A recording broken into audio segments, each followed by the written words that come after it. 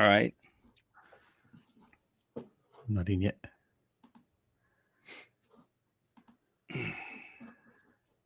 Seems that it also starts 30 seconds late, I think. Hi, dudes. All right. Welcome, everybody, to the next episode, the latest episode of Monday Night Asian Movie Talk Show Live. I am the Arty Dans, and of course, I am joined by my great friend, co-host, Good day. and genius, Mr. Wilco C Rullens. Come on. Those words, genius. Where does that come from? Why genius? Because you're the movie maker, and movie makers are geniuses. Some are. I wouldn't put myself in that category. Oh, so humble. That's what I creative. like about you. I'm just creative. I'm creative. No genius. Creative. That's So been my burden. Yes. We've got a great show lined up, as always. But today was going to be no exception because we are going to have a little chat about a film that means something to you and leads into a good story. I hope. Yeah. And then we're going to have a chat about the origins of CultureSHOCK Japan. Exactly the work that you do. But before we start doing any of that, we wanted to just see how your week was. How'd you go this week? Well, I'm still prepping up Ouija Japan. That one has to get out the door soon to our distributor. So a lot of editing, prepping, clip making, updating the trailers, which we will be dropping soon. So stay tuned for that. And that was kind of my week. It's just, getting it done. Little slow week, but 2 weeks. Little slow. No great things. I can tell you that I got my COVID vaccination invitation. That's a thing. Oh, yeah. So, congratulations. Thank you. So I can be healthy soon, or at least protected. I'm not allowed to get mine yet because all of a sudden they stopped allowing me to go get it. So I have to wait until it reopens. Oh, okay. Well, that's interesting. Yeah, that is interesting, but we do want to get it. So, because I want to travel, as you do, as we all do. Well, the problem is our international productions are a little bit slow at the moment because I cannot get out of the country, and our clients and people who want to shoot here cannot come back. And so also film markets have been held the last few years. The last period, because everything's online, so it's kind of impersonal. But would be nice if we could travel again. That's 100%. It's all virtual travel. Well, nothing much here. I've just been watching a lot of movies. We're trying to catch up on stuff. I watched 9. Actually, I'm looking at this list. I watched 9 movies in the last fortnight. 9. And damn, I think I'm just 3 Chinese ones. I watched Andy Lau's Endgame. I watched 2 horror movies. One called Ghost Souls Island, and the other called The Door, which is a very interesting slasher film. I watched a couple of American movies. I watched Spiral, Book of Saw, which I saw. I did too. Yeah. I saw it. Yeah, that's probably about all I want to say about it. I saw Wrath of Man, which was the first 20 minutes was rubbish, and then the last hour and a half was brilliant. I thought it was brilliantly dripping masculinity. It was awesome. It was like, move over, Seagal. Stratham being Stratham. And I watched a handful of Japanese films. I watched My Chan's Daily Life, which really wow. I watched 2 Lust of the Dead movies in preparation of the videos and our discussion later. And I watched today's movie as well. Oh, today's movie. Yeah, that's interesting. Today's movie. Yeah. Do we want to tell everyone what it is yet? Oh, everybody. Oh, yeah. No, we cannot let people look at the title. I keep forgetting about that. You'd be surprised how many people will watch a trailer on the Asian Film Fans channel, and then the first comment they write is, "What's the title of the movie?" Oh, really? So maybe we can still surprise them. I think so. If anyone's just luckily clicked on this and thought, "Oh, these 2 guys look good-looking, interesting, maybe charming." Yeah. So, do you want to talk more about one of these movies, or do you want to basically carry on? Spiral. That's the thing you can say about Spiral, right? Well, See, now to me, okay, now I don't want to talk too much about American movies because that's not what the aim of the show is about. True. But my bugbear with Spiral is that I thought the whole idea of the Saw series was that even though they were put into these awful traps, they were still supposed to have the opportunity to get out of them and survive. True. This doesn't do that. It was just torture for the sake of it. I actually I'm sorry, well, about that, yes, and in my opinion, it's less of a torture movie, which sounds weird, but I actually want to see more torture, gory scenes, and they kind of skip over that and then try to focus on the story, which, of course, is a choice. But I noticed in the last few Saw movies, after 7, they kind of went downhill with their shock value, let's say. Yeah. How much more can you do? That was kind of the only thing I thought. Besides that, another horror movie, because although we speak about Asian movies, we like horror movies a lot. I must say that I really, really dig or dug, or how do you say that? The past tense of digging. Doug. Dig Doug. The Conjuring 3. I dug it. Okay, it's still on my list. All right. I'm not going to say anything then, but I'm just saying for whoever is, whoever wants to know, I thought it was good. Now, before we move on, I believe from a director's point of view. Sorry. Oh, okay. Well, see, that's where your unique experience comes in handy.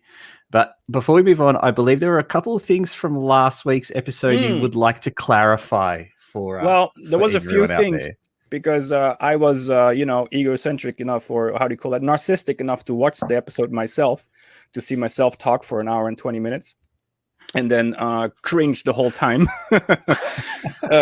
Because of all the mispronunciations and the slurring of words, and I will try to be more calm and think about what I'm saying.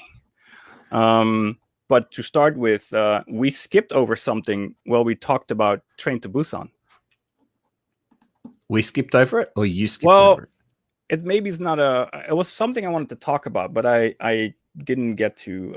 I guess I just skipped it, or we just. It was when we were talking about these inconsistencies about the zombies. I totally forgot to mention the punching zombies part, because that's the part in the movie when they have all these, these very bare minimum protection on their arms, and then they are like very heroic. Let's get through these zombies, and I had no idea they were actually going to final fight punch their way through it. Dong Sokmar is Hagar. And then I'm like, so you're worried about a bite, but hitting them in the teeth is no problem with your bare knuckles. Okay. Just a little inconsistency that I forgot to address the last time. Should we put that on IMDb's goofs? The punching, I don't know. It's the goof. It's just inconsistency, and there were more little inconsistencies. But I just thought it was something that we had to mention at least. I know it's not the right episode, but punching zombies. Just wanted to give that a little attention. The second thing I want to talk about is, remember when we were talking about that? The mic goes one way. Homestay Massacre has a alternative title on Amazon, and then I got suggestions from my distributor, and then I made this one comment that I said Dead and Breakfast. That wasn't it. That was not in the list, and I also noted that movie already exists. That title exists as like a Oh, I think I've lost you. Remembered? Hold on, I lost you. Then you're going to have to repeat that. Oh, was I gone? You were gone for a couple seconds. I think you self-censored yourself. Yeah. I censored myself because I was talking about Amazon, and then cannot say anything bad. No. Jeff Bezos is listening. He's like, "What? You gotta say?" Bloop.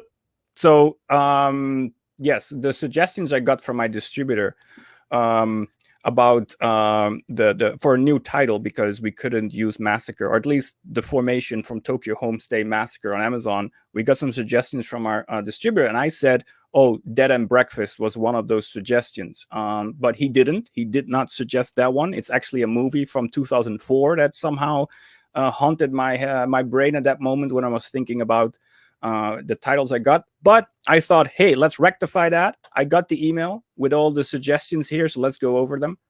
Oh yeah, this will be funny. It's a little list, but this is the thing. And I already said Homestay is not really a thing or familiar in America. So I got Tokyo Rituals. I thought not bad, because there are rituals in the movie.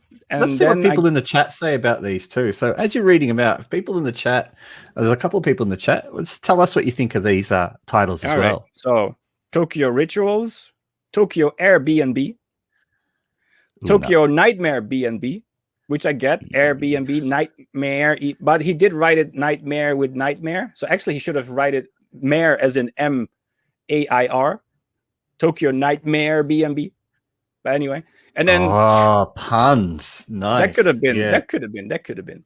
And then Trapped in Tokyo. These were a few suggestions, but the one that resonated was Tokyo Homestay. They still kept Homestay at that point. Tokyo Homestay Ritual, because that reminded me of the title, the original title the directors wanted to give it, which was Rehome Blood Ritual Legend, which, you know, I put then Homestay Massacre, Tokyo Homestay Massacre, and Blood Ritual Legend together just for the Amazon rental version of the movie. Even has an updated title card for Tokyo Homestay Blood Ritual Legend. But the reason why I wanted to rectify this is because just to show that they really wanted to incorporate Airbnb instead of Homestay into the title. You're muted. Well, he's got a unanimous no in the chat. So no one liked those alternative clearly titles. No. Rehome is okay. Well, the funny thing is Rehome is actually quite good because Rehome in Japanese means, you know, rebuilding a house. So how do you say that? There's a word for it. Renovating? Renovating a house. So Rehome is like renovating a house. So that, and if you know what happens in the movie, it fits. It's a clever title. The director was kind of upset that when we went to the film festival where the movie was selected, that they wanted to use the English one and not the Japanese one because he is so connected with the Japanese title. So well, that was a little in-house fighting over there. But at the end, I just said, all right, I'll just put it under there. So now we use it in the festival with both names, the English and the Japanese. So everyone was happy at the end. But that was something I wanted to just clarify. Not that I will get angry letters, but still, Dead and Breakfast was not one of them. Just to... Yeah. No, I when the first time you told me the name, I thought, well, that makes sense to me. I just hope you don't change the names of the other two. Especially not a Ouija Japan. Well, Ouija Japan, I know it's a clunky name, but it's done on purpose. Because it's literally Ouija and then just stick Japan behind there. And I thought that was or else it was going to be Tokyo Ouija, but we already have Tokyo Homestay Massacre, and we are already Tokyo Bay. I didn't want to have too many Tokyo in all the titles we do, so I just piss off the Osakans. Yeah, maybe. Yeah, you don't want to do that. Osaka Ouija. Well, then we have to. No, but it's not there. Actually, it should be Chiba Ouija because we shot it in the province Chiba or the prefecture Chiba. And it kind of rhymes. Chiba Ouija. Well, you can say Ouija or Ouija, and Chiba Ouija rhymes, but Chiba Ouija then becomes Chibi Ouija, which is not the same. Which is a very small Ouija. Anyway, the last thing I wanted to say. Yes, almost. No. I have one more thing. I'm sorry. That's okay. I got notes. The thing is that I said very aggressively last time that I didn't watch animations, but then that must be a choice I made later in life, because when I went through the list of the road to CultureSHOCK with the movies I used to watch and I liked, I clearly see tentacle hentai on there, and that's very animated. So I have to rectify that point that I do watch anime once in a while. Can I get a shout out in the chat for anyone else who also likes that kind of film? I'm sure no one will say anything in the chat. Nobody would dare to say, of course, Yorojiki Doji is really good. La Blue Girl's my favorite. La Blue Girl, wow. I mean, what are you talking about? I have no idea. No idea. Yeah. You know what? Maybe we should go to our first sponsor read. Oh, you're right. You're absolutely right. We don't want to sell stuff to people. So that's why we decided to do a sponsor read instead of constantly having to say, hey guys, we watched a nice movie, but mine is here. Please buy it. So instead of, I don't want to do that all the time. We don't have sponsors.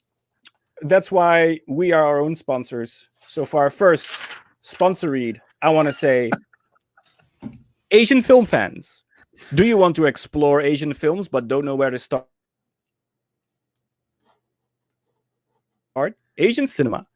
What started out as an internet movie database for Asian films expanded into an Asian film magazine with articles like Top 10 Unmade Godzilla Films, 5 must-watch Asian coming-of-age movies, A Beginner's Guide to Asian Cinema. Very recommended you check that one. 5 great Asian remakes of Hollywood films, and so on, just to name a few. It does not stop there, though. Follow them on YouTube/Asian Film Fans for Asian movie reviews, behind the scenes, and a weekly Asian box office update video covering Korea, China, and Japan. Expand your horizon and explore Eastern cinema with Asian Film Fans. AsianFilmFans.com and YouTube.com/AsianFilmFans. All right. That was our first sponsor for today. I loved it. Well, I'm only upset that you didn't read out any of the articles that I wrote for the website, but I'm sure the writers out there will love the shout out. But I took the last 5. Yeah, I've been a bit slack. I haven't written anything lately, so thank you for reminding me. Yeah, you should write, or else I cannot include them in our sponsor read. Very true. But no, that was great, and that's going to segue now into Mutant Girls Squad. Oh boy. Our movie. Oh my God. Our movie to discuss for this week, I mean. So what do you think? What is your thoughts? What are your thoughts? What are my thoughts? Yeah. Just for anyone who doesn't know, this is Mutant Girls Squad. I've just brought up the page here. I'm not sure, Wilco. I'm not sure. Usually, okay, now I'm going to preface this by saying usually if there's something to do with farting, I'm all over it. So when I know Noboru was doing a bit of this, I thought there is going to be some farting and I'm going to love it. And we got Chainsaw Ass Girl, which yes, definitely was interesting. I'm not sure with this one. We got a lot of objects going into and coming out of asses in the segment that Noboru did. Even Asami had this nice, what is it? This sword. This tribute to Cannibal Ferox, I believe, where she's like impalmed, impalmed by a sword instead of a big wooden stake. I'd love to know how they shot that. Probably she's sitting on a chair and they just, Yeah, you're taking away the romance of cinema for me. I think it's all just post work, And it was great to see it. It was great to see her, even if she was only in it for about 5 minutes. Yeah. I like the intro. When she gets her weapon and she just cuts sick at the start and slaughters everyone. Yeah, let's look at it segment by segment, because these segments are 3 segments. Basically, let me explain. You have one movie, it's an hour and a half long, but the first half hour, or actually the first 5 minutes, the big intro, is directed by Nishimura. And then the first half hour after that, so basically the first half hour of the movie, if we regard the first 5-minute intro, is directed by Tak Sakaguchi. And then we have half an hour, chapter 2 is directed by Noboru Iguchi. And then we have the last half hour, chapter 3, which is directed by Nishimura-san. Yeah. So what do you think let's start with chapter 1, shall we? The Tak Sakaguchi chapter, because obviously his signature, they all have their signature. And for him, martial arts and long takes. So what do you think? The long take wasn't long enough. That's true. And it was a good long take. Although I think they kind of cheated a bit by when she jumped between the 2 streets and the camera panned between the building, and all of a sudden just the guy flies out about 3 seconds later. So there was an opportunity to cheat there. All right. But I actually liked the first half an hour, and I'm not sure whether it was just because of the fact that it was directed by Tak. I hate bullying scenes, and it was a real strong way to build up sympathy for was it Ray or Rin straight away. And of course later on in the film we'll discuss chapter 3 later. When she got her power, which happened in chapter 1, that's when I started paying a lot of attention, because I loved it. I thought all of a sudden it's getting violent. Some of those deaths, when she cut the face in 3 and each separate bit would spin around with the face still talking. Who thinks of that? That is awesome. That's true. Yeah. The long take was quite short. You're right. It's a staple of Tuck though, and I think this is the first time he kind of explored that. I'm not sure. Correct me if I'm wrong, but I saw him do it afterwards in Yakuza Weapon. That had like a 20-minute one, and recently he filmed one for entire movie, one take. Crazy Samurai Musashi. Yeah, and that one is actually written by someone we know personally. One of the actresses in my movie, Sheets, is like a guest star who's actually an up-and-coming writer in the TV scene in Japan. She wrote that movie, which is then afterwards, Tuck was starring it, and I don't know. That's awesome. I don't think he directed it, but she wrote that script, and then. That is one long ass take, like almost, what is it, 90 minutes? 77 minutes. 77 minutes long, one complete take. I did hear that not everyone liked the movie, but it's still. I was divided. The start and end were fantastic because they were very cinematic. I think that towards the end of that movie, he's fatigued. He's really tired, and it comes across on screen. And some of the deaths look a bit, rubbish. It's just, and the guy flies off. But we're not talking about that. We wanted to talk about Mutant Girls Squad. That's true. But, it's 77 minutes long. So you have to, at one point you kind of lose the steam because you have to imagine they have to do it again at one point when you totally mess up, right? And now I'm going to say again, there are 3 very clear scenes where there is opportunities for cuts in that film. Yeah. So I reckon you cheated a little bit on that one too. And I must say, the first time I saw this was back in 2010 when it just came out, and now I see it again for the first time since then. I do understand what this movie still means to me, and that's like the sheer creativity. But I also, in the meantime, of course, I spoke to a lot of Japanese. I worked with a lot of Japanese, and the consensus of, let's say my CEO, I have to talk about her for a second. She cannot watch these movies. And I'm talking about Mutant Girls Squad type movies. So basically all Noboru movies, Nishimura movies, she cannot watch them because she believes that it's not about the gore. It's more the fact that she thinks they're all made for fun. They're not trying to be good film. They're like, haha, look at me. And they're trying to make each other laugh by doing ridiculous, crazy things. Yeah, I can see that point. I can see that. And then to be honest, that's also what we used to do back in the day, me and my buddies. So I guess that's also the charm that, made me gravitate towards it. Because for me, it's really, and then I kind of look at the movie as a whole, it's the creativity it brings, and it's this constant bombarding insanity that just comes at you with constantly what the fuck there and what the fuck here. It's like so insane, it's so off the rail, or what the term is, but the whole thing is so crazy, and so that's what I wanted to include in more Western movies, let's say. So I do recognize still that same attraction to the film that I had back in the day. However, at this time I really noticed that the acting was horrendous, and in general of the lead, especially. I'm sorry to say, especially especially in the beginning. I thought the beginning's a bit hammy. Yeah. It gets way better when she gets heroic. I think that's why she's cast, that she can do that. But if she has to, play this innocent girl that has to, play innocent, being bullied in school, I think she never experienced that. So that came across a little fakey, a little forced. You can't have super pretty people getting bullied. It kind of doesn't work.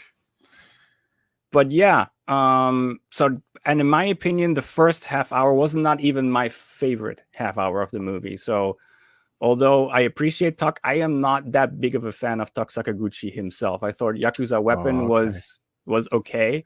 I haven't seen that long take one, by the way. But Blood Fountains. That's what I want to say to you. Blood Fountains. That's the Nishimura mark. That's the last half hour. And the movie Blood Fountain. No. I mean this movie. It's full of blood fountains. Can I tell you one of my favorite bits was when she butchers the bakery couple, and she turns the wife into a loaf of bread. And into that's terrific. Oh, but now I wanted to say something. That scene, particular that scene, then the last scene of Homestay. And then especially the use of the special effects. Oh, you already forgot? I have. I watched so many movies. I'm sorry. You need to give me a heads up. No, but you started about that scene. There was the scene where she is slashing with her hand, and then you see all this blood coming out of nowhere, and then slowly, and all of a sudden she's a baguette, or or a loaf of bread. So the way that was shot, with her just doing this in the screen and having all this fake blood just added on, that is, in my opinion, exactly the mentality that we used for the crazy last 20 minutes of Tokyo Homestay Massacre. So I do think that after watching this movie, I am happy that I at least did what I set out to do, because I do think that last 20 minutes comes close to the nuttiness of what we saw in Mutant Girls Squad. Of course, besides the blood fountains, but we didn't have Nishimura. So how did they... Okay, I know the answer to this question. But the blood fountains, what are they doing? They're just pumping red water underneath a prosthetic limb with a generator. The generator. Well, that's my guess, because only special effects with a generator can last that long. If you would do that with a plant, how do you call that? I know you'd run out of steam. Yeah, it's impossible. So those kind of stuff, it has to be done with a generator, and they just keep pumping it. The deaths in that actually are quite creative. Especially what's her name? Yoshi, who has the elephant nose. She gets a bit creative with that nose. Yeah, that's true. Question in the Noboru part, of course. Some of the girls seem to have rather useless skills. Yeah, that's true. And actually, now we get to the second point. Let's say chapter 2, the Noboru chapter, because now we're at the girl part. Because this is also with the signature of Noboru, and that's girls and sexual body horror. So that happened a lot in his segment, and of course, things coming out of the ass, things going in the ass, all kinds of objects, things going in the mouth, all those, of course, farting and crapping your pants, those kind of things are all the staple of what Noboru thinks is funny. Well, the sergeant at the end kind of walked away half. Oh yeah. Oh yes, of course, yeah. And of course the naked girl. That again, I don't understand the point of the naked girl. Like what her role is, what her character was in the film. Oh, you mean the last one? The last one, but she gets introduced in Noboru's chapter. True. But I want to talk about her in chapter 3, because I have a few things about that as well. Because if you talk about useless powers, her power is super useless. I mean, she can fight once. I mean, but let's talk about that in when we hit chapter 3. But chapter 2, that's it. It's girls and sexual stuff. So it's the bit where they go training. So they start their training to fight against the humans because they're going to have a war. And Ray, who is the girl that saves Rin, introduces her to the group of girls. And then the girls all do this kind of semi bully high school thing, but then where they start to bully her a little bit. But then all of a sudden they turn super nice and they introduce themselves. And the very first girl who introduces herself is Chainsaw Ass. Yeah. And straight away, I'm thinking, oh, Noboru, what are you? Oh, God, straight away. And then you've got sword breasts. Sword titties, yeah. Yeah. And so I'm thinking, okay, well, there's only one possible thing left for the next girl. And it ended up being something lame like Redface or the girl with the stomach brother. And I didn't understand the one who was walking around with the little head. And I'm thinking, I don't understand what that's your powers all are. these weird. It's probably all based on Japanese yokai folklore and stuff like that, or just bullshit. But I do think that the head that they have in the one girl was carrying, that must be some type of yokai, and then the face on the stomach. Mhm. Yeah, I got not a lot to say about that segment. It was hammy. It was Mm. the action scene was quite terrible, I must say. It felt a little wooden. And I think that's where my CEO, this is because she told me those things about it's not serious. That whole point with trying to get that sergeant, or what is it, a general, was Yes. really, really just one big joke. Especially with him before he dies, finding the noodles and then wanting to eat the it. katsudon. Yeah. Yeah. That was And a then bit. Yeah. that's like just stupid, to be honest, in my opinion. Mhm. I guess I just phased those things out back in the day when I watched them in 2010, or I thought they were great. I thought they were fucking awesome. And then that's Made me why hungry, to be yeah, honest. maybe. I wanted a freaking katsudon when I saw that. Then, of course, he spat blood all over it. Thank you for doing that. That was great. The only thing I want to say about the lead is that I don't know if you caught that, but that was what I think personally. I think that some movies that they made, and this is also a big example of that, this movie is really targeted towards the West, because all the jokes are more Japanese jokes towards us. You can see that in more Nishimura's work, because Nishimura's first work, Tokyo Gore Police, was 100% financed by, it was an American movie. It was financed by America 100%. Okay. And then it was even after that, Nikatsu thought that this type of film could make a lot of money. So that's why they started Sushi Typhoon, and all of a sudden start greenlighting multi of these type of projects like Death Sushi, Zombie Ass, and Yakuza Weapon, and but they all kind of bombed or didn't make as much money as they expected, like the first one, because they really got a little bit too greedy, let's say, and made too many movies too fast. But they're all made for the West, and that's pretty funny because later on when I tell my story, there's a little irony there, because I came to Japan to make these type of films because I like them and I want this type of creativity in more mainstream films, and then I learned that they're all made for me. They're made for they're made for the West. I was supposed to like them, right? So the joke's on me. Because in the West, nobody knows about, in Japan, most people don't know about these films. They're not known I will elaborate a little bit more on that later when I talk about on the way to Culture Shock, because that will be a point that I have to address. But I noticed that some films they tried to do this Western appeal, because Yumi Sugimoto, that's the lead, I believe. Yeah, let me bring her back up again. Because she looks a bit like Mary Elizabeth Winstead, or what's the name of that actress?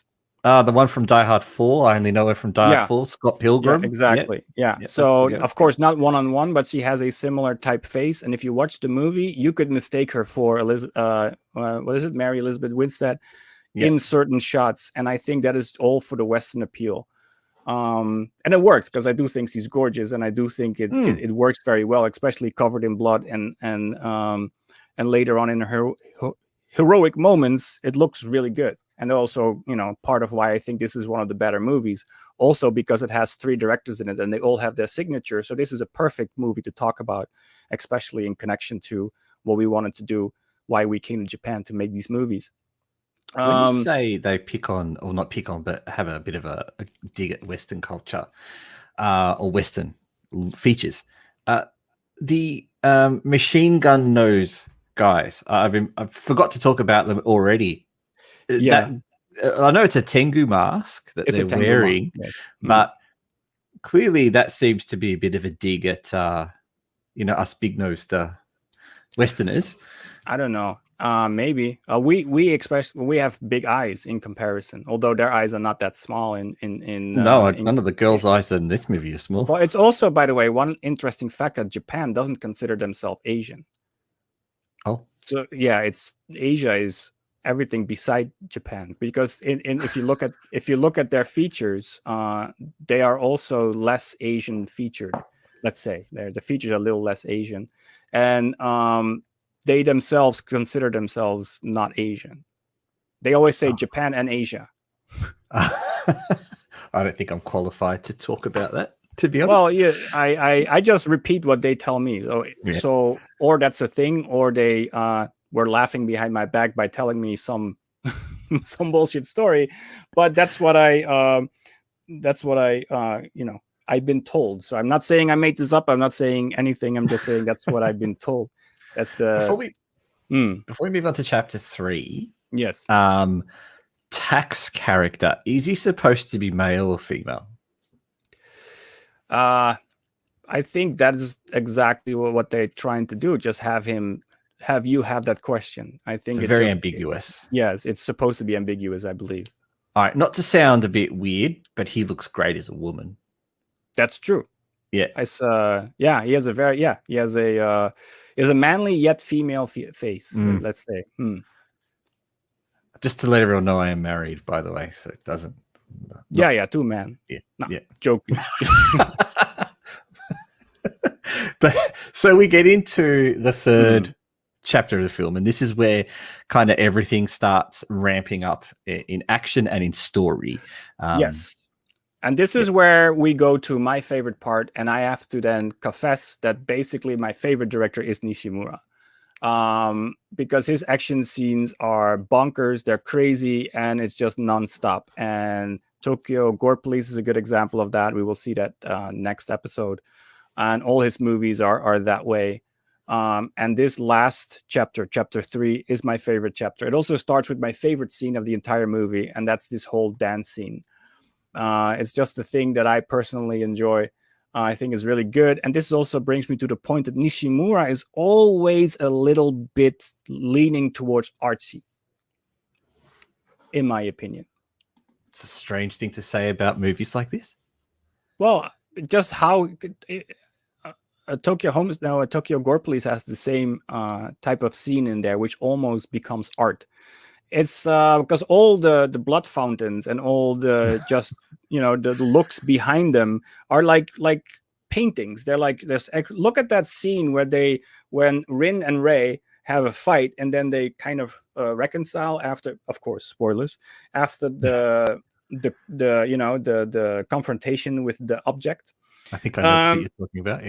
Yeah, then the camera goes around them very slow. They're holding each other. The music's in the background, and then we have that one doesn't have blood fountains, but he does it a lot as well. That you can imagine a scene like that. Even the beginning with that music, that slow Ave Maria tune with the blood fountains and all the slow mo, and then the people getting killed and the blood, and it's all in slow mo with classical music. It's almost art. It's artsy. And I think that Nishimura flirts with making artsy cinema.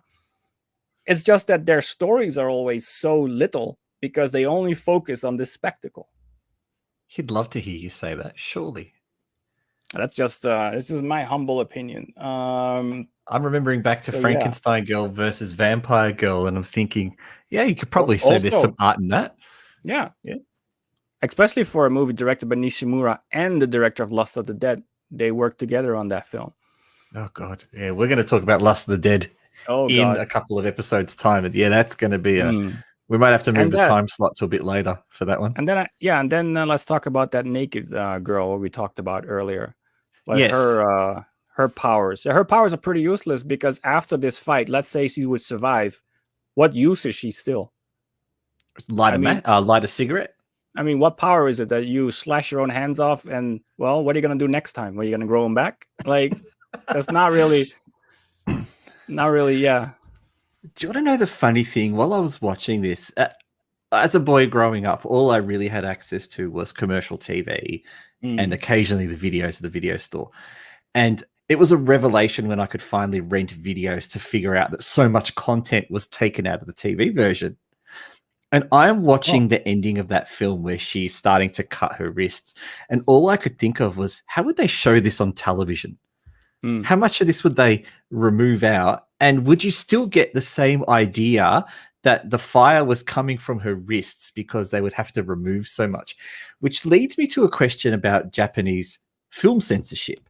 And how do movies like this just not push the boundaries of what's acceptable? Well, what I can say about that is that what I noticed with the censorship is that movies like these, they don't know in Japan. They also don't really get distributed here. So that's why they do all this stuff, because they can get away with it now. But everything that is basically censored in Japan, like the AV stuff, not to say the prawn name, let's say, they're all mosaic. But the thing is that you can get away with it if you suggestively put that in anime or cartoons. I mean, mangas, let's say. So there's like mangas for like 10-year-olds that have like very suggestive sexual scenes in there. And that's okay, because we're not really showing the details, let's say.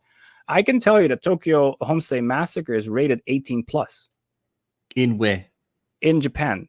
Because these type of movies normally don't get distributed in Japan. And because we were selected for a film festival in Japan, they had to rate it in order for them to put it in their booklets. And we got a hard 18 plus. They couldn't, there was even, if we would have won, which we didn't, but if we would have won, then we wouldn't been able to be broadcasted in the time they would broadcast the winner, because we would be 18 plus and we wouldn't be able to be broadcasted in the 8 o'clock spot.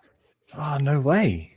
So if we would have won, we would have been put in a midnight spot, because stuff like this cannot be shown before a certain time. Then we would probably be like you could also see it, by the way, with when they, because the festival had worked with Hulu to broadcast these films, and our movies and the other 18 plus movies that also were kind of, gory and out there, were put like after midnight. Oh, right. Yeah. It's good marketing. Oh, and I see now in the chat a comment that is a mini theater movie in Japan. So they show these kind of movies and R18 movies in mini theater, or of course art movies as well. So that's more like a privatized theater where you could watch stuff like this. It's like in the video store, all the commercial stuff is everywhere, but then you have this corner with the old with like the blue collar stuff, let's say. That's where all the horror movies you and I like are there.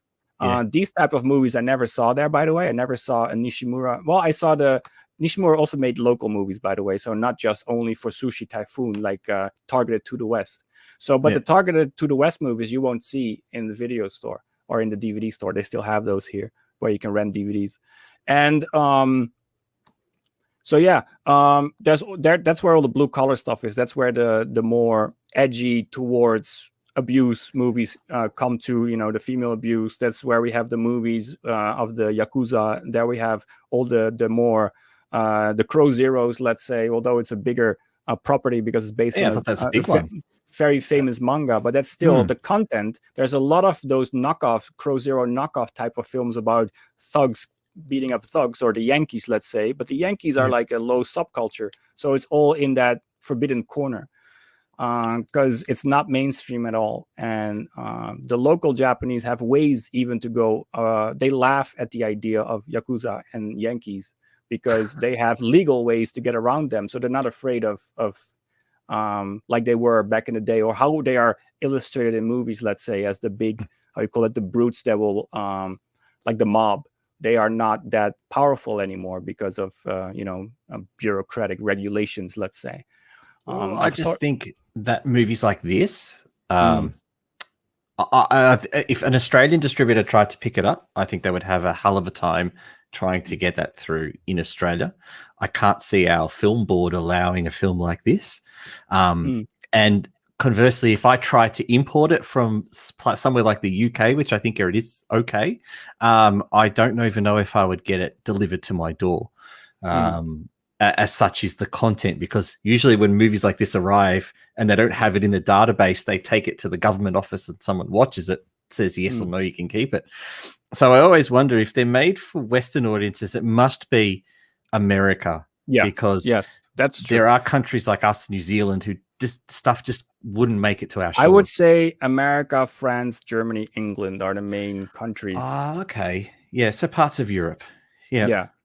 And I do mean that. So when I say the West, I do mean Europe and America.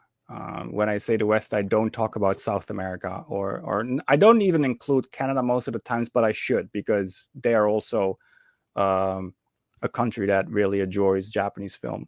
But I also then have to say something about this film, that this is not a Japanese film. If you want to see a real Japanese film, then on Asian Film Fans, you will find lists of real Japanese movies, like movies about that are really locally made, that are really made for the local people, that have like these movies are made for Western audiences. So I must say that Mutant Girls Squad and Tokyo Gore Police in that way are actually not real Japanese film.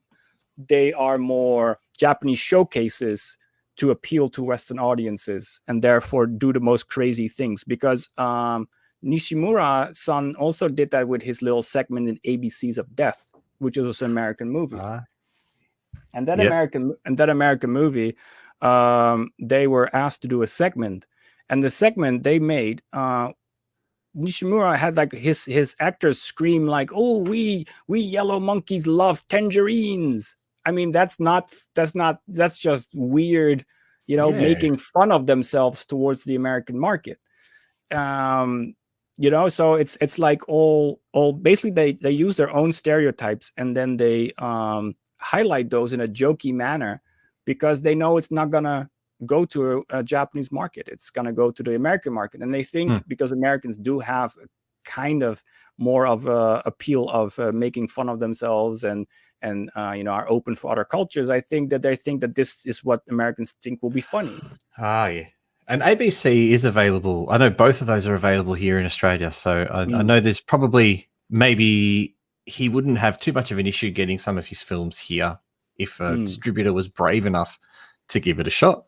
And I'm not sure if that tagline "Yellow Monkey" was in that sentence, but he at least said it within that 5 minutes short.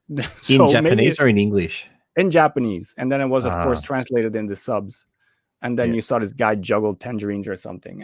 But those, in my opinion, are jokes geared toward Western audiences, and they're not going to do that for their own local audience. Fair enough.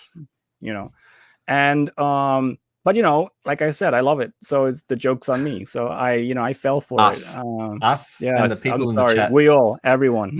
Yeah. But sure. And that in that way, it's not like, if you want to know about Japanese culture, sure, you should dig a little more. And like I said, go to a site like Asian Film Fans and find the more gems that are maybe not even distributed in the West. Yeah, we try to list as many as we can on there, and then the site is growing day by day. Just to wrap up our section on Mutant Girls Squad, if I was to rate it, if I was to give it a rating out of 10, I still think for the fun factor, for the ludicrous factor, and for the fact that, look, the eye candy is a big selling point, and the girls 100%. Are beautiful in the film. Yes. The movie's probably about it's a spectacle. You're right. The movie's probably about a 6.5 out of 10. Because it appeals to me in that case. If you're a serious person, you're going to just write off the film straight away. But there's some solid entertainment there. Look, it's got a 58% user score on TMDb, so it clearly has an audience that knows it's shit, but not shit. Yeah, and that's, I guess, if I have to label it or give it a rating at that point, I cannot rate it together into one number. I would have to say, as a movie, as a movie on its own, I guess it's a 6. But as a movie that I would personally like, I would give it personally an 8, just simply because I love the content. Yeah. And okay. if I would put those two numbers together, it's not really a, how do you say that? A honest. Yeah. and then it would be back at a 6, but that doesn't say, because I can sometimes say that the movie is really, really good, but I just don't like it. That I know it's executed well, that I know that the acting is good, that I know that the story is compelling and that it's well made. I just don't like it. So it's translation. It's just not my content, let's say. Yeah. I have that like with mob movies, American mobster movies, that I understand they're good, but personally it's not my taste. So I will give it an 8 or a 9 for execution, but personally I cannot rate it that high on my own likey list, let's say. And in that way... Yeah, sorry. Yeah. Now, in that way, I have to give the movie a 6 for movie, but an 8 for my personal praise for it. Yeah, I think that's me with stuff like Wong Kar-wai. I remember just being forced to watch them in university, and then when you get on the internet and you find just a whole bunch of people who've never watched Asian movies before who will just go on and on about Wong Kar-wai movies. And I sit there and think he's not the only director in Asia. Watch something else. And all you hear about is I can't even remember what he's directed. That's how much it frustrates me. It's like the 90s. Remember, it was even worse that everybody thought Kung Fu was from The Matrix. Over here, everyone thought Kung Fu was Jackie Chan. Oh, right. Well, everyone's like, oh, yeah, then you see, because I remember at one point after The Matrix came out, then people watched the Jet Li movie and were like, that's like The Matrix, the same fighting as The Matrix. No, we were always lucky in Australia. We weren't that ignorant. Well, that's where I was from, so I guess we were just a little dumber then. I didn't mean it like that. All right. Oh, that's fine. Just my heritage. I don't mind. But yes, I think it's time for our second sponsor. Not. Yeah. All right. Let's see who we got here. Who's sponsoring now? Available now in the US of A. CultureSHOCK Japan presents the Tokyo Bay Films production of a film by Hirohito Takimoto and Kenta Osaka, Tokyo Homestay Massacre. 3 American late teens travel to Japan to escape a sad past and have some fun, but end up trapped in a house with a demented Japanese host family who plans to offer them to Tokyo Homestay Massacre is an intense horror experience with explosive Japanese energy while flirting with dark comedy. I would say it starts as a slasher and it ends as Mutant Girls Squad. Watch it for free on Tubi TV, rent it in full HD on Amazon Prime Video, or own it on Blu-ray, available at Amazon.com and Walmart.com. You're not in Texas anymore. Welcome to Japan. Tokyo Homestay Massacre. Oh, wait, there's a little side note. If you want to watch it on Tubi and don't live in the US, move to the US or get a VPN. Get a VPN sounds better to me. The Blu-ray on Amazon is internationally available and region free. Okay, well, I don't know why they wrote that down, but that's the little side note that somebody wrote there in handwriting. Can I just say, before we move on to the next section, yeah, both of your sponsor talks have been interrupted by freezing video and then out of syncness. So we might need to fix that up for the next episode so that our sponsors can get their money's worth. Oh my God, what happened there? How much did you miss? How much did you I didn't miss any. That time I didn't miss anything because while it paused, when it unpaused, it picked up your sentence. You just had to, your video just hurried to catch up with you. That's all. Oh, wow. So I was like super fast while I was talking. Yeah, you'll see that on the replay. All right. Oh, yeah. When I, again, watched it myself very narcissistically with a glass of wine. Now, we're going to move into a very interesting section of tonight's show. I hope. And it's a little personal section of mine. Yeah. It's like just for everyone who's wondering why a guy like me, a Dutch guy from a small town in Holland, from the Netherlands, I'm sorry, Holland is a province, why I would go to Japan to make Japanese movies. And now you also know what type of movies I wanted to make. It was the Mutant Girls Squad type of movies. Well, why is that? Well, of course, when I grew up, it had, available for me were Italian movies, Hong Kong movies, and American movies. That's what I could get in my local video store. I have, of course, my favorite movies myself. Like as a kid, I watched Gremlins, Never-Ending Story, and I believe the first movie I ever saw that I can remember is Moonraker. James Bond Moonraker is, I believe, the first movie that I ever consciously still remember seeing. I was a big fan of film very early on. So that was it. Italian, Hong Kong, mostly American. And then I found the local cult video store. And that's where I started to learn about Japanese film and trash movies, by the way. So I found directors like Shinya Tsukamoto. I found directors like Ryuei Kitamura.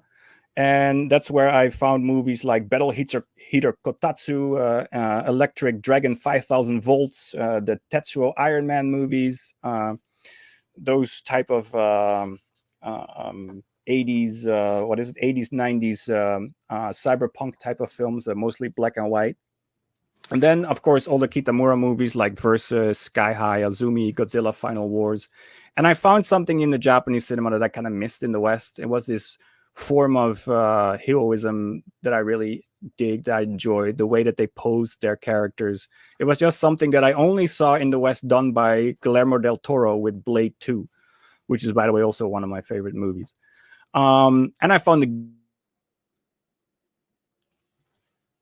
Guinea Pig series, Violent Shit.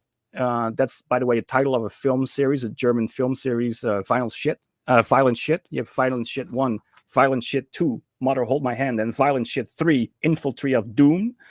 Those were all straight to VHS movies. And because I like those, also like the Necrophiles and the Necrophiles 2, the Guinea Pig series, I really like those because I like those naked blood type of movies and Eat the Schoolgirl, these really, really gory movies. And then Guinea Pig was trying to make it extra realistic, even so realistic that Charlie Sheen thought it was a real snuff film and reported it to the FBI, and it was a whole investigation. So then these guys were very smart. Then their part 3 of the Guinea Pig series was the making of part 2. So, that shut them up very quickly. But that was very smart to just release the making of to show that it's not real. Nobody really died. Well, I knew it wasn't real, but at that point I did live with somebody who was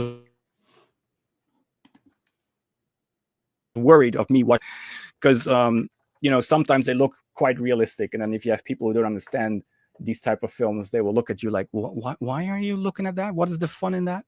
Like, I just look at the craft, the craft of the gore, the creativity, let's say. This is also where I learned my Irochiki Dojis, Blue Girls, and Demon Beast Invasion from Toshio Maeda, at least based on Toshio Maeda mangas. And of course, I started to develop more about Japanese TV shows as well. So we come to Hana Yori Dango, which I really enjoyed the first 2 seasons. And I saw the entire Sailor Moon live action TV show, 50 episodes almost in one go. Of course, I have to make a little side note that around this time I discovered Maria Ozawa in horror movies. And horror movies. And I thought she was gorgeous. And then I learned, and she did other type of, that she actually was famous for being an AV star, or let's say a adult film star, let's say. And whoopsie, I didn't know that. I Googled her, and then I was like surprised by the images that I got back, let's say. Which is very, very similar to the story of the Bloodhound Gang with Chasey Lane. There was a similar story that singer also liked Chasey Lane a lot from pictures, and then a friend of him says, "Hey, look at this video where she's in," and I was all like, blah, blah, blah, blah, and he was like, "What the hell is this?" So that was I happened to me too. So, but to come back, another link with Noboru Nishimura and Sakaguchi, Shotake Sakaguchi, Ryu, what is it? Yoshihiro Nishimura and Noboru Iguchi. It is because I found those movies, because the movies I liked were all from the 90s. They were old movies. And around that time, I thought those movies didn't get made anymore because I learned about more local stuff. And then I found these guys. And these guys, they just make the stuff friends. In my link tree, which in the description, I put in a link to my YouTube page. You can find some old films I made with my friends back in school when we studied film. And those were creative, and these guys were creative. So I wanted to basically do the same as they did in Japan. Somehow I didn't have a pull to the US anymore, which I had at one point. So in 2012, I went to Japan, my first trip. 2 weeks, and I went there for research. And I was I did emails. I made meetings with companies. I talked to a few like Clockworks. I talked to a line producer who did Western movies in Japan, and I asked them, so how can I get into the industry? What should I do? And they all taught me to first of all speak the language. That is something that after 10 years I didn't do. So maybe that's why I didn't have any progress. No, the thing is, it's a good start, right? So now in 2012, when I got that, I actually, in 2013, when I went to Shanghai for an internship, I actually decided there to find a Japanese teacher to teach me Japanese. But instead of learning Japanese, I made her my CEO, and now she talks for me. You know what? That's the next best thing. Well, the thing is, I focused on the Western communication, writing screenplays, and learning about the Western market. So that's how I basically try to explain my laziness of not learning the language. By saying, "No, I'm so focused on the Western market. No time. I should, and I would, and I am being forced soon to learn. So I would at one point have no choice but to well, basically because he just, I have to do all the work myself, so I have no choice. I have to learn it now. So I moved to Japan in 2014. When I did my research, I also had an email contact with Nishimura-san, the director of the third chapter of this movie, but also from Tokyo Gore Police. I have that email back and forth. I still have it. I will read it next time, the next episode, because then we're going to look at a movie made by him. And I also addressed that movie, I believe, and also Mutant Girls Squad. And he gave me some very good tips about the industry, some inside information, and also some very, I call that inspirational last words, let's say. So I'm very much, we can look forward to that in the next episode when I will go over that email back and forth with Nishimura-san.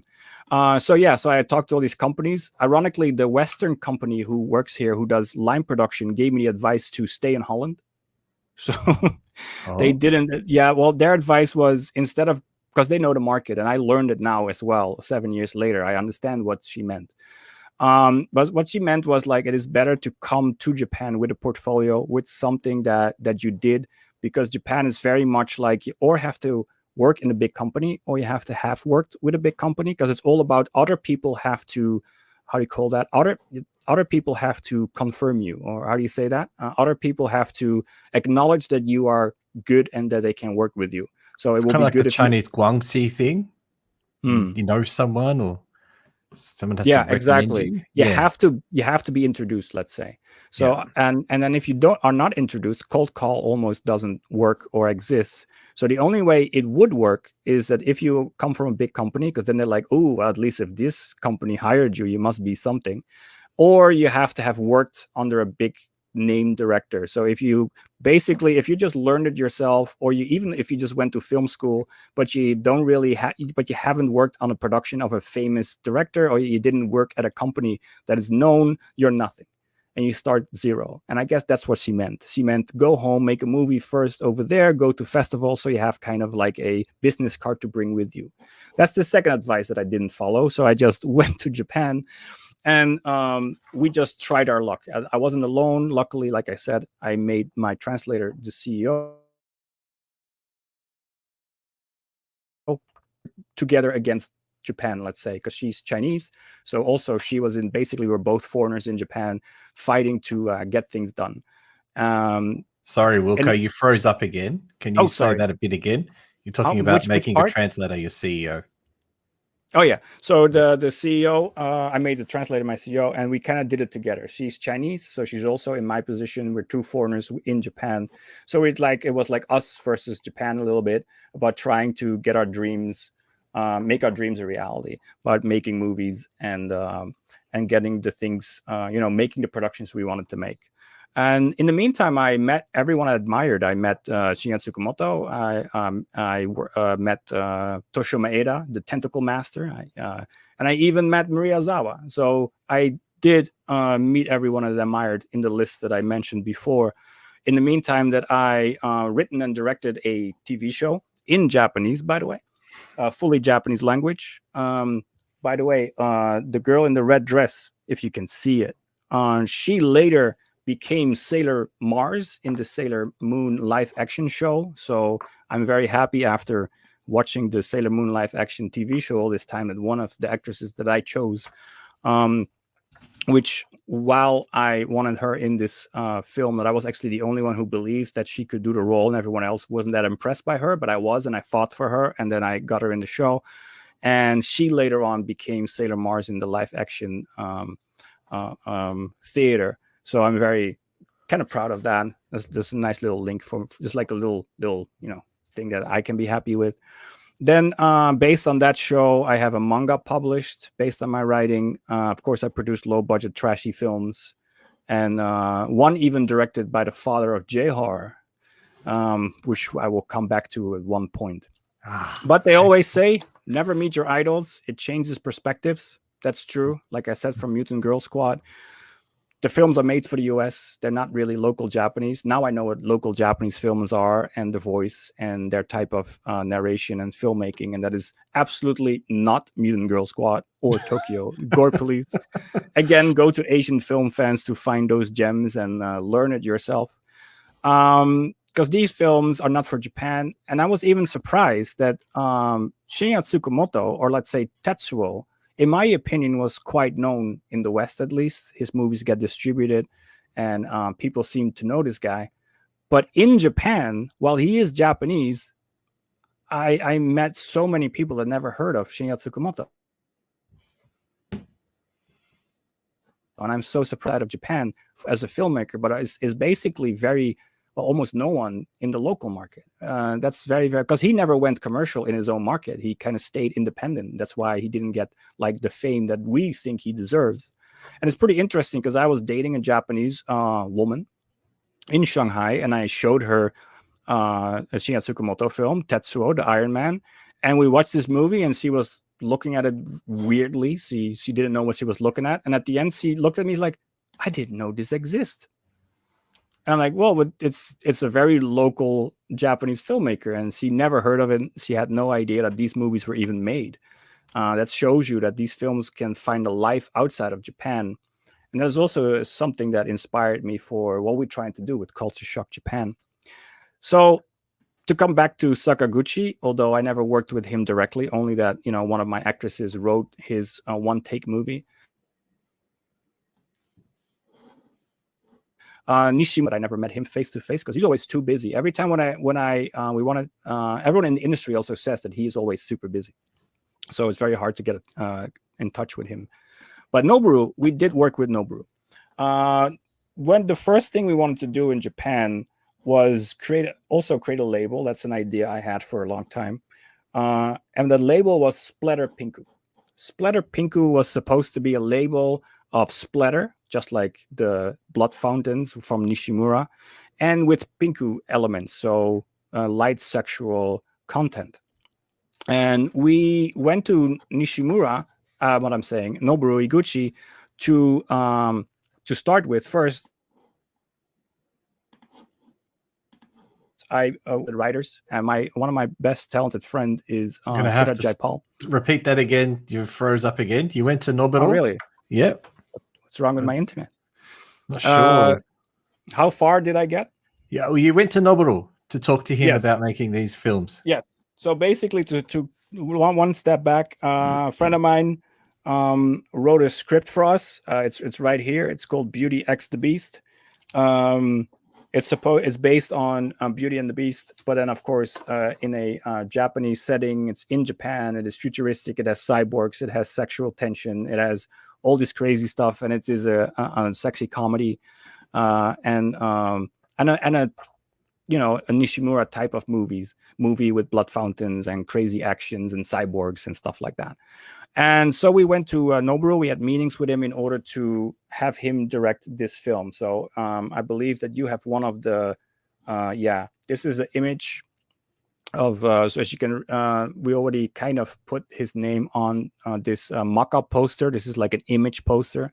The movie was supposed to be a live action film, but this is just made with 3D to quickly give an impression of what type of film it should be. In other words, scantily clad lady with Japanese background and a animatronic beast with a lot of samurai swords and ninjas, and that's basically, it was a ninja version, an Edo period ninja movie based on Beauty and the Beast. So we talked to Noboru about this, and we had multiple meetings of if he could do it, but we couldn't get the budget was an issue because I thought it could be done for a lower budget. But then I also kind of learned how the Japanese work, and probably this is the same as the West, but this is how I firsthand worked with Japan, is that because you have such a mentor and apprentice structure in Japan, is that every director has his own crew or his whole entourage, let's say. And every time you hire him, you don't hire him, you hire the entire crew. So when I think you could make it for a certain budget, that is me based on me just hiring him. Just running another technical issue there. Oh, what happened? We got up to him hiring. So you're talking about the hiring process. Yes. Okay. So I just budget-wise, we thought it could be lower because we were just thinking about only hiring him, and he was. But the thing is, if you hire him, you have to hire everyone who works under him. So that was somewhere where we didn't get on one line, let's say, because then his budget would be way higher because I would be immediately hiring 20 people at once, while I was only thinking about hiring him solo and having him direct the movie with people we would bring in, because I would want some more Western crew members on board, let's say, because I also want to make these movies to target to the Western market. Yeah. And so that was what we were talking about. In the meantime, if you go to my YouTube, you'll find a little film called Multi-Midget. I even pitched that to Noboru, and he really liked that idea. He was very enthusiastic, but he's like one of those creatives that basically would do anything because he also always wants to do new crazy things. And then it was at that point the manager that said, whoa, let's go back to the project we talked about earlier. And I thought that, let's talk about other stuff because we cannot, if we talk about budget ranges, maybe we can, do something else in between that would be maybe a little bit more manageable at this point, or we could learn to work with each other before we do a bigger project, because I did see that Beauty X the Beast would be a bigger project. So I was, I believe, if you even have in one of the presentations. Sorry, where you said you got up to, I believe, and then you froze. What did you say? Really? Because I don't freeze on my side. So what did you want me to show? The presentation? Yes. I showed you. I have an image where there's a few pictures of. Look, if you look at the one that is with the big man in the orange shirt, is actually red, but with that color filter, it's orange. Yeah, that one. That's Nishimura. I mean, Noboru Iguchi. So that's one of those meetings we had. If you look at the one in the bottom, what is it left? That's Shinya Tsukamoto with a meeting we had to. That would have been very exciting. Films that didn't get distributed online because that was new. That was new for him, so we had meetings about that. So at that point, because we had to hire a whole team instead of just hire him, we kind of had a disagreement because he wanted to hire all the people that he knew to do it the way he wanted to do it, which I respect, of course. But that was not what we wanted to have budget-wise. So we wanted to manage the budget ourselves, and he wanted to match the budget for us, and that was something we couldn't get into agreement of, or at least that didn't immediately went through to a deal, and then it kind of watered down after that. We also, after that, we had a different project we wanted to do, more action oriented, which is based on Subject 6, which is also, if you go to my YouTube, there's a small movie we made. Should have got your YouTube ready. Back in the creative, it's fun. It's old cloning. Huh? We should have got your YouTube channel ready to show some of this stuff. No, it's right. No, you can just go to the description in the in the link tree. And then in the link tree, there's a link to my YouTube. It's a small 9-minute video inspired by John Woo. And there is one director I really admired. It's a little bit away from Noboru Iguchi, but it's Koichi Sakamoto, who is a big Kamen Rider director. And he was the action coordinator for Drive with Mark Dacascos. That to me is such an underrated action movie. Dacascos, wow. Yeah. And that guy is back in Japan after working for Disney and stuff. And we approached him to direct that action because I really appreciate his action direction on Drive. So there's another hero I met that I wanted to work with. That project got into development hell with the development of the script. But so those are a few things. And then that was basically the downfall of Splatter Pinku. We really started to learn the market, the fact that you have to hire a director and his crew, the fact that who you could work with, who not. If they're too wintered, they're in their own way of working. And then that's also a thing I want to say. If you go to Japan and you think you can make a movie, you have to do it the Japanese way if you work with a wintered director, because it is the Japanese way or the highway. And if you don't do it their way, you're being considered amateuristic. No matter how professional you are, if you don't do it the way they learned it, you are amateuristic. So it's just a thing that you have to know before you, if you would want to go to Japan and try it yourself. Is that exclusive to Japan though? Maybe not, but that's something that I learned, because I also must say that I like films like Mutant Girls Squad, and I kind of come and I like trauma, and I do come from that type of filmmaking. That's how me and my friends used to make the movies, like Trauma does, like sleep on the floor, eat a sandwich, and let's shoot for 17 hours. And I know that especially actors cannot handle that type of situation. But in Japan, even the crew sometimes think that's not a good way of doing it. Although I do understand that if you're going with a director, you have to kind of follow the director's way of working, because he has his own crew and his own thing. But they all learn it in their own specific way, and there's a Japanese way of doing it. I heard it a lot. That's a Japanese way of doing it. And then if we do it a little bit different, just because we think we could save a little money on the side, then it's immediately amateuristic and not how you should do it.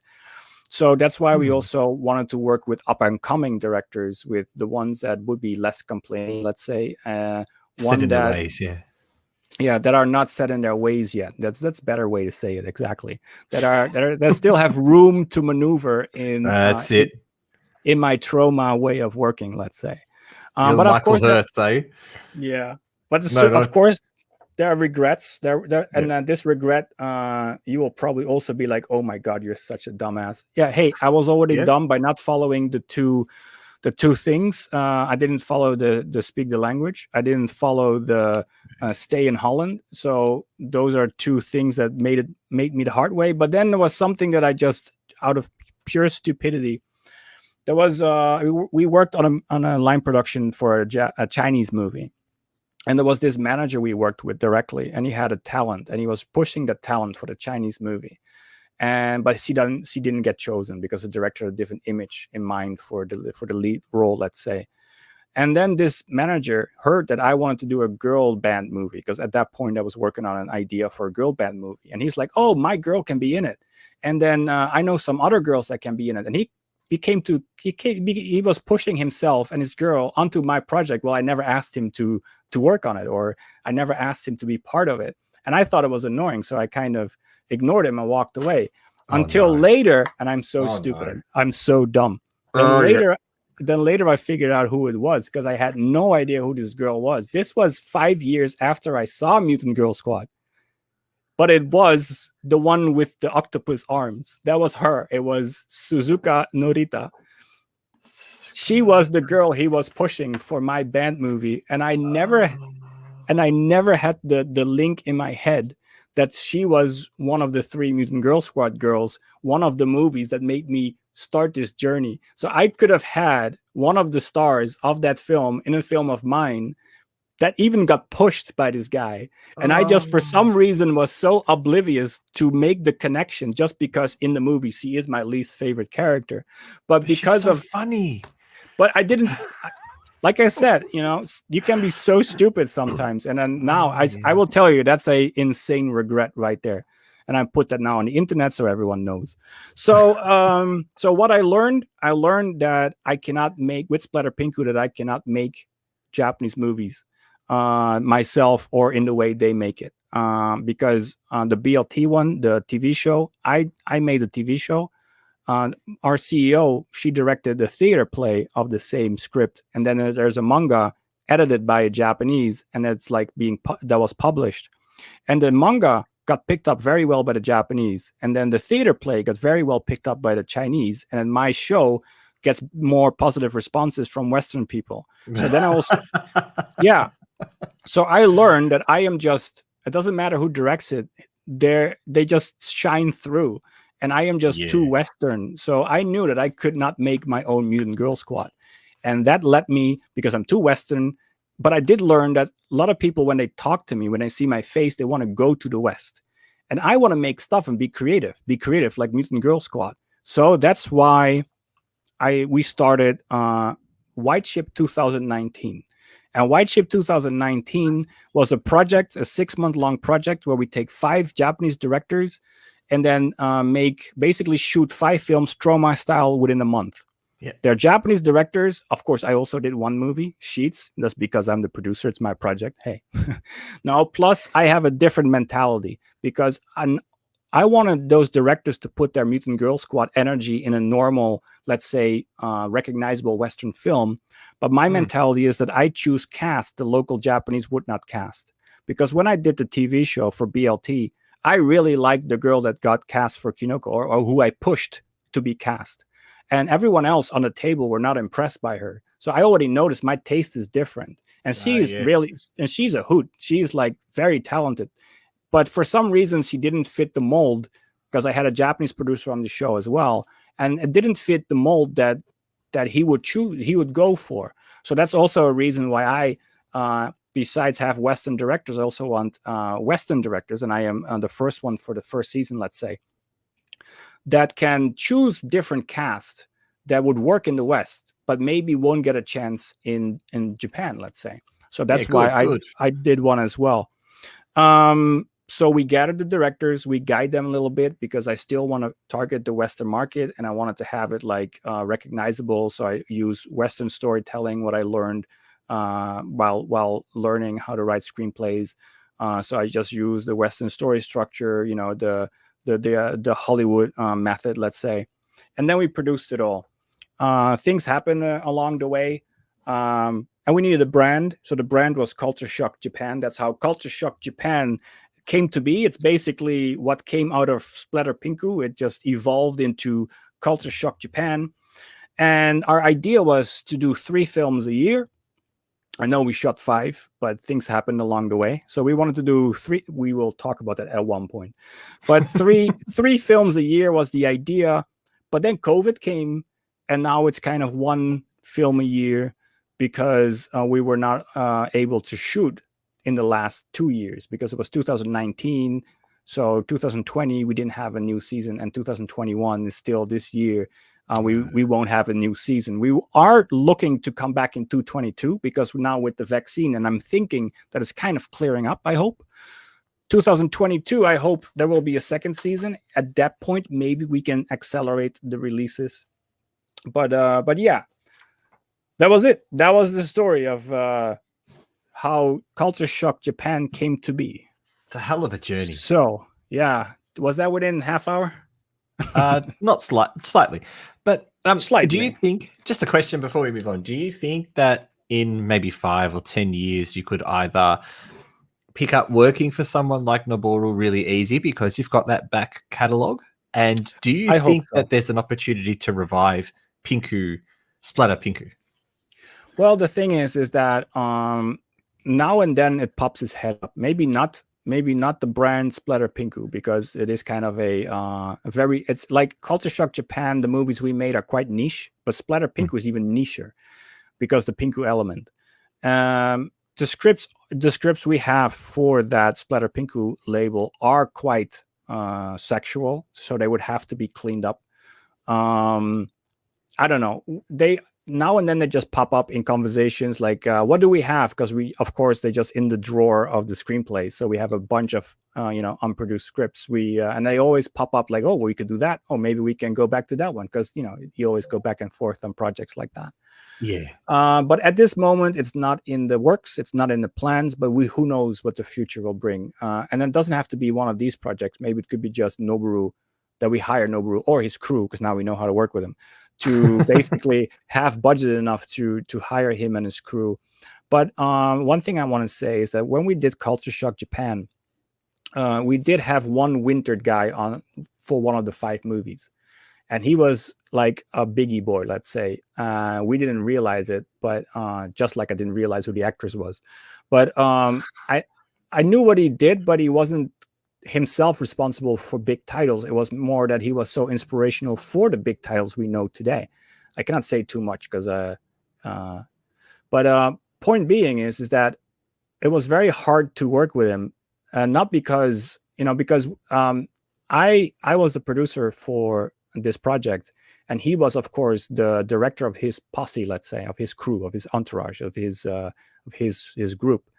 And I had to follow my vision for this project, and that meant we had to do it cheap.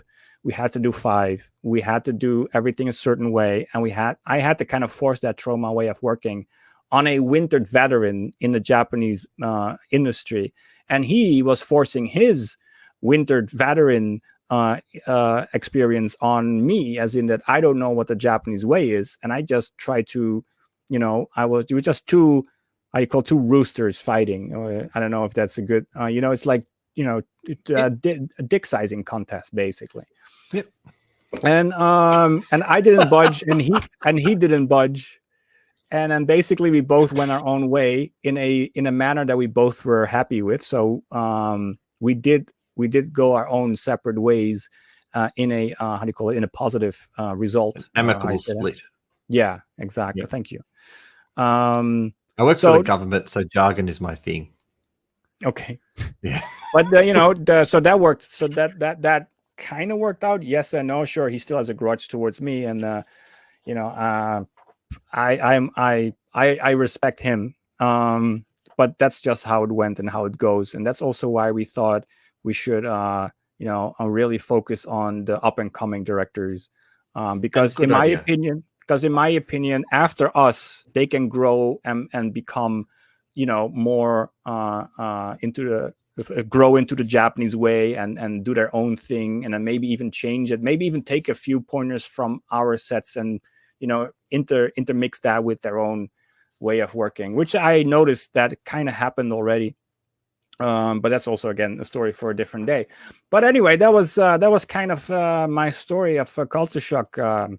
If there's any questions, please put it in the comments. I will read them and answer them.Maybe not on the comment, but maybe I will do it in the next episode we will have. Yeah.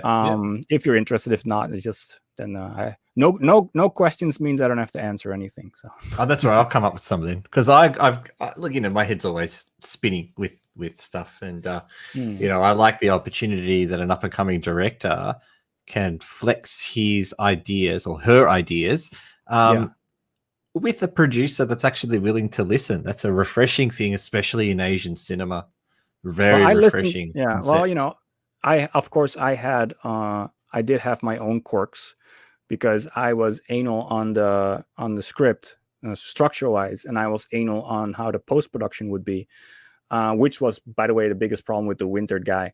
And I had some Troma ways that, although I never worked with Troma, by the way, but it's just as an example, that type of working, let's say. And it did rub some people the wrong way.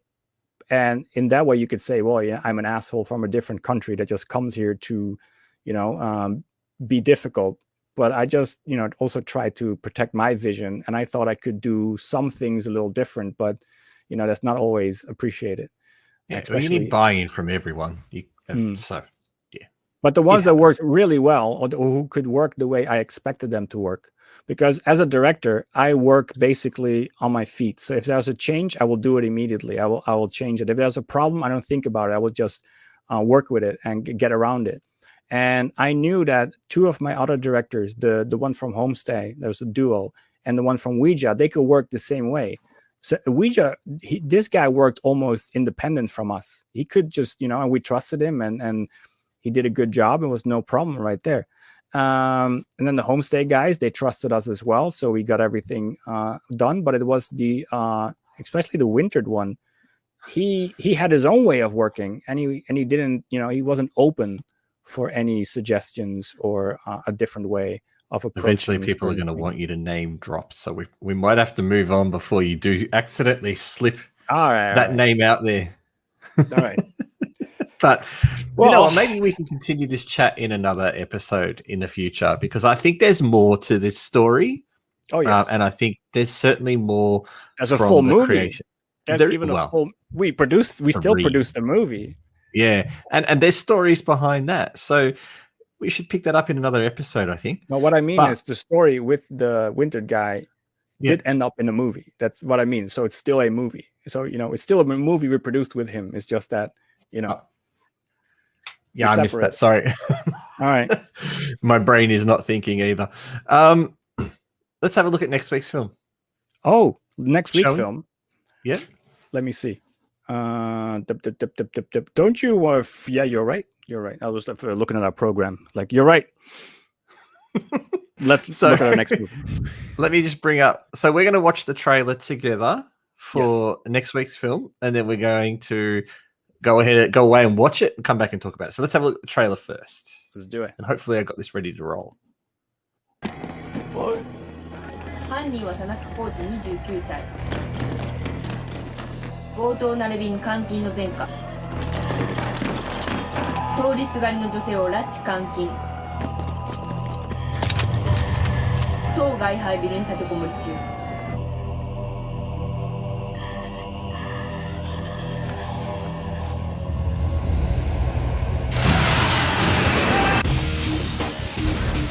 警察の民営化は私たちの暮らしを豊かにします。東京警察株式会社。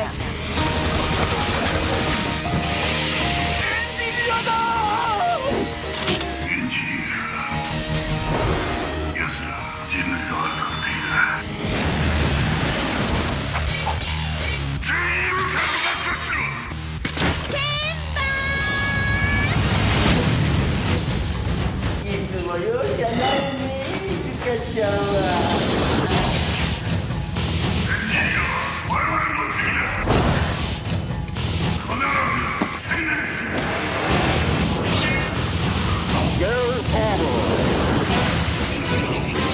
これは復讐なんかじゃない。革命の布石なんだ。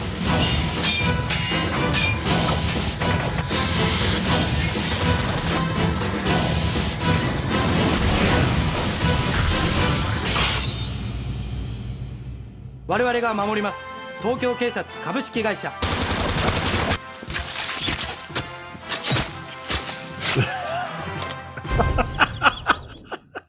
I love that Starship Troopers ending on that one. Oh, the most horrible thing is, of course, well, we would talk about that next time, is where's the sequel? That's the negative thing I already have about this movie. Where's the sequel? Well, you say that about a lot of films, to be honest. Where's the sequel? But yeah, but this one said there was going to be one. That's the thing. Well, what part are you looking for? Other than the fact of the director, Nishimura-san as the director, and certainly this is one of his most popular films. That's probably why I picked it for next week's episode, because I thought it was a great pickup from this week's one. But also, this movie is talked about a lot when people talk about Japanese films and Japanese gore and sci-fi horror films.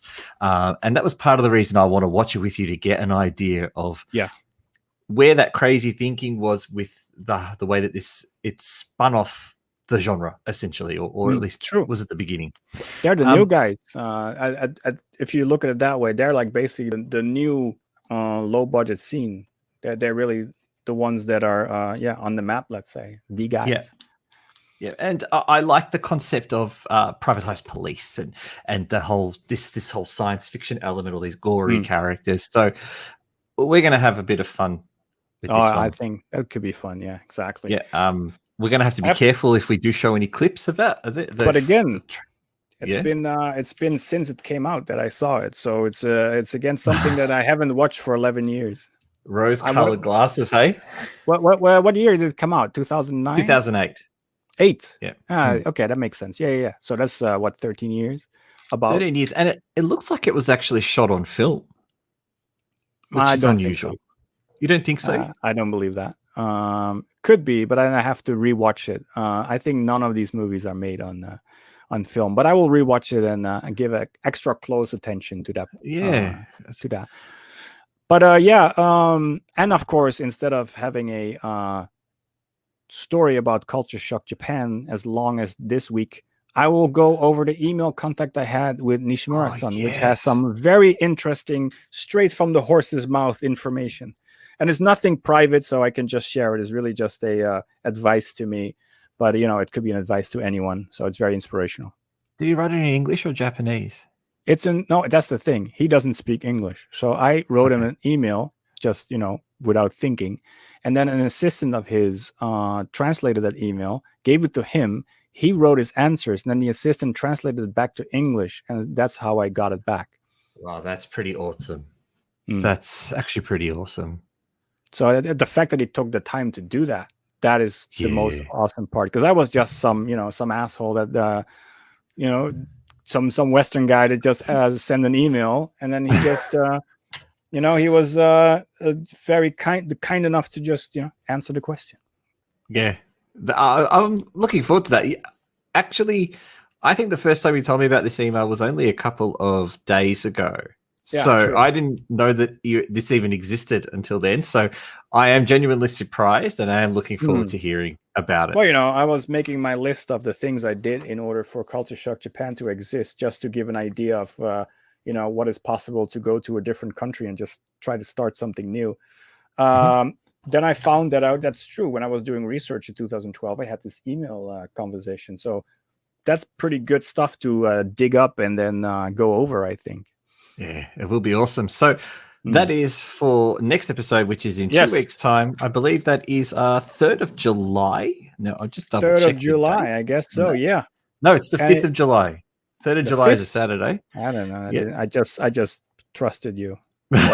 So 5th of July, 7 o'clock Australian, 6 o'clock Tokyo, 5 o'clock Hong Kong, West Australian time, Jakarta, 2:30 India, 10 o'clock London time. So we're trying to cover as many international times as we can. Sorry about our European friends. Most of them end up watching the replay and then get back to me and say, shit, Dan, we missed the live stream. Also the US friends. It's midnight. Don't have any US friends. Arty Dans is not a US, not US affiliated just as yet. We seem to have a lot of supporters over in Europe, which is great for me because I love Europeans. That's great. Well, I am a European, so that's good. You're half Sorry, Italian. Half Italian, half Croatian, Seriously? half Italian. Damn. Yeah. All right. Interesting. Yeah. Then I guess with that note, I will do our last sponsor for today, and I hope I won't freeze, and that will be horrible. Monday Night Asian Movie Talk Show Live. Every other Monday, Asian movie reviewer, the Arty Dans, sits down with Tokyo-based film producer Wilco C Rullens to casually chat about Asian movies. Join them live to discover Asian films from the perspective of a film reviewer with harsh criticisms, a film producer with inside tidbits, but most importantly, from the perspective of two show will feature guests ranging from CEOs of film production companies to former AV stars to talk about their experiences in the Asian film industry. Of course, in the future, they will come. Join us every other Monday on the Arty Dans YouTube channel, youtube.com/theartydans with an S behind it. I always messed it up. For a new episode of Monday Night Asian Movie Talk Show Live, episode 3 on the 5th of July with the movie Tokyo Gore Police. Yeah. All right. And I hate to disappoint you again, but you froze during that reading. Son of a... But we will figure it out for next time. You know what? No more readings. Next time I will pre-record them, and then we could just play the video. I can, because that'll give me even more opportunity to stuff up as I'm pressing buttons on this thing. Exactly. And then we can just have a drink, go to the toilet, run away, stuff like that. Ooh, so yeah, that's great. You know what? I think I'm going to pre-record them, even just to give him less work. Great. Fine. Let's do that. Oh, that sounds great. Okay, everyone. Well, thank you so much for joining both Wilco and I this evening, this morning, wherever you are. We hope to see you again in 2 weeks' time, but we are both going to say adios from now. Ciao. Adios from now. I just say, wait, look at the program, the follow us info. Where can they find you? Where can they Facebook? I don't have any friends on Facebook, so look for me at Facebook at Arty Dans, and send me a friend request. All right. And YouTube. I don't have. I have Instagram, but I don't look at it. I'm banned off Twitter. And Asian Film Fans has a Twitter, so you can go there, and also Instagram, and a YouTube, and a website. All links are all in the description. Yourself? Well, in the description, there's one link. It's the link tree, and that has all the links to everything, to an article that speaks more about CultureSHOCK Japan and where it kind of comes from more in a personal level, not the road, but more like the reasoning behind it. There's a link to the YouTube with old creative movies I did back in 2008 and around that time. Watch Goulash. Goulash, yeah. Well, it has no subs yet. I will I will make sure there will be subtitles soon. And of course, that's where all the links are as well if you want to purchase, rent, or watch Tokyo Homestay. And even at the end, at the bottom, there's a little game project that I am working on as a writer with my friends back home in the Netherlands. So if you're interested in point-and-click adventure films, be sure to check out that Instagram link as well. All right, that was it for me. Point-and-click adventure games, everyone, not films. Game, yes. Well, is point-and-click adventure movie? No, that No. Oh, I accidentally corrected you and you said it right. Okay, sorry about that. No. Maybe I did say it wrong. I don't know. But anyway, yeah. So my links are in the link tree if you want to know more about me and what we do. And then, yeah, I will also say, see you the next time. This has been fun. Thank you, everyone. It's been fun. See you next time. Bye-bye.